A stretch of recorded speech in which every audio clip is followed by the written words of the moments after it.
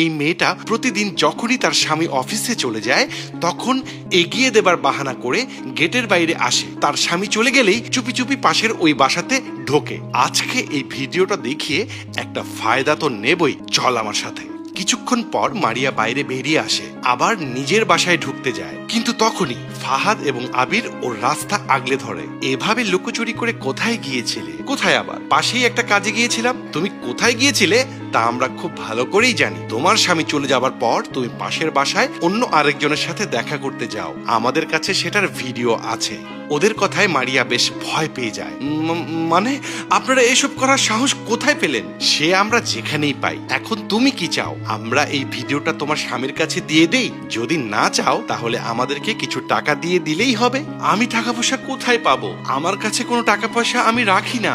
মারিয়ার কথা শুনে আবির শয়তানি একটা হাসি দিয়ে বলে, টাকা না থাকলে তুমি ওই বাসায় যে সার্ভিস দাও আমাদেরকেও সেটা দিয়ে খুশি করলেই তো হয়। আপনারা কি বলছেন সেটা জানেন? ওই বাসায় আমার ভাই থাকে, আমি প্রতিদিন ওকে দেখাশোনা করতে যাই। আমার ভাই অ্যাক্সিডেন্ট করে পঙ্গু হয়ে বিছানায় পড়ে আছে, তাই আমি তাকে ওই বাসায় রেখে এসেছি। আমার স্বামী এটা পছন্দ করে না যে আমি আমার ভাইয়ের দেখাশোনা করতে ওখানে যাই, এজন্য সে আমার সাথে প্রতিদিন রাগ দেখায়। অফিসে যাবার সময়ও সাব্বির মারিয়াকে বলে গেছে, তুমি যদি এভাবে তোমার ভাইকে দেখাশোনা করতে যাও তাহলে আমি তোমাকে ক্ষমা করব না। এভাবে রোজ রোজ তোমার সেখানে যাবার প্রয়োজনটা কি? কিন্তু ও তো আমার একমাত্র ভাই, ওকে আমি তো দেখবো, তাই না? তুমি এভাবে রোজ রোজ ওই বাড়িতে যেতে পারবে না, এটা আমি পছন্দ করি না। তোমার ভাই অ্যাক্সিডেন্টে পা হারানোর পর তোমার ভাবি পালিয়ে গেছে, এখন তুমি ওখানে গিয়ে আমাদের সংসারটা নষ্ট করো না। সাব্বির রেগে অফিসের জন্য বের হয়ে যায়। মারিয়ার কথা শুনে আবির এবং ফাহাদ প্রচন্ড লজ্জা পেয়ে যায়। তারা মারিয়ার কাছে লজ্জিত হয়ে অনুরোধ করে, বোন আমাদের ভুল হয়ে গেছে,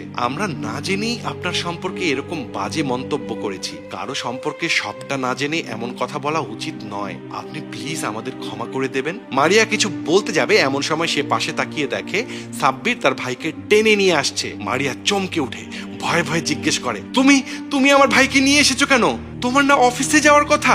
আমি এটা পছন্দ করি না যে তুমি তোমার ভাইয়ের বাসায় গিয়ে তার জন্য কাজ করো। আমি তোমাকে বোঝাতে চেয়েছিলাম আমাদের বাড়ি থাকতে তুমি কেন তোমার ভাইকে ওখানে একা রেখে তারপর ওখানে গিয়ে সেবা করবে? আমরা সবাই মিলে তার সেবা যত্ন করব, কিন্তু তুমি আমার কথা বুঝতে পারোনি। হ্যাঁ আপু, দুলাভাই ঠিকই বলেছে, উনি খুবই ভালো মানুষ। মারিয়া প্রচন্ড লজ্জিত হয়। তুমি আমার ভাইকে নিয়ে এত ভাবো অথচ আমি বুঝতেই পারিনি। তোমার মতো একজন মানুষকে জীবন সঙ্গী হিসেবে পেয়ে আমি সত্যি অনেক ভাগ্যবতী। আমরা যে কেউ যে কোনো সময় শারীরিকভাবে বা আর্থিকভাবে সমস্যার সম্মুখীন হতে পারি, তখন আমাদের কাছের অনেক মানুষই আমাদের পাশে থাকবে না, শুধুমাত্র আমাদের পরিবারের মানুষগুলোই আমাদের পাশে থাকবে।